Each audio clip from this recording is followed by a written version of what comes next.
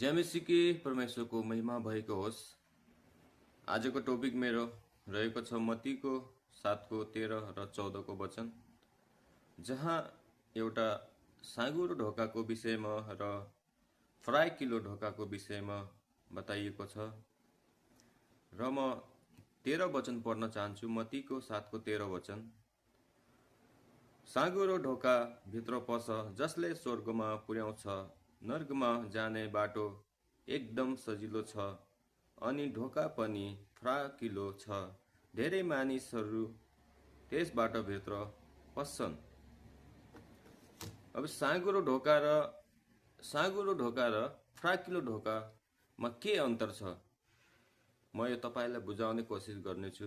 र साँघुरो ढोकाबाट भित्र पस्दा अरू फराकिलो ढोकाबाट भित्र पस्दामा के अन्तर छ, त्यो पनि म तपाईलाई बुझाउने कोसिस गर्नेछु। पहिला म तपाईलाई फराकिलो ढोकाको विषयमा थोडा सा बुझाउने कोसिस गर्नेछु। वचनको अनुसार फराकिलो ढोकाको भित्र पस्ने मानिसहरू नर्कमा जानेछ। र आज मानिसहरूले त्यो फराकिलो ढोकाबाट भित्र पस्न धेरै मानिसहरू खोजिरहेको छन्। किनकि फराकिलो ढोका भनेको यो हाम्रो संसार हो, जसमा संसारमा आज धेरै कुराहरू छ। व्यभिचारहरू छ, मारपिटहरू छ, लुटपाटहरू छ। आज एकअर्काको चेली बहिनीलाई बलात्कारहरू गरिएको छ। यिनी चिजहरू भनेको एउटा फराकिलो ढोका हो। किनकि संसारमा रमाउने मान्छेहरू संसारमा ही रहिजानेछन्। तिनीहरू स्वर्गको राज्यमा कहिले पनि पस्ने छैनन्। किनभने संसारमा पाप छ, यो संसारमा व्यभिचार छ, यो संसारमा अत्याचार छ, यो संसारमा मानिसले मानिसै भन्दैन।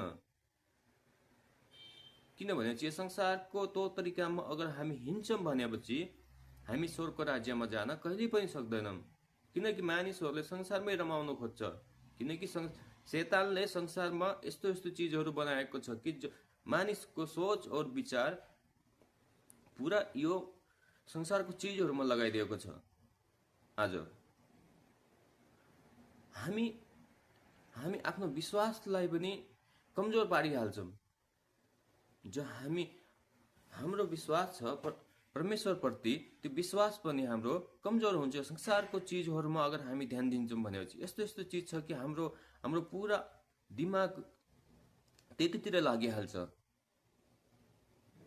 अब साँघुरो ढोकाको विषयमा हामी कुरा गर्छौँ भनेपछि साँघुरो ढोकाको विषयमा कुरा गर्छौँ भने साँघुरो ढोका त्यो हो हाम्रो जीवनलाई आफ्नो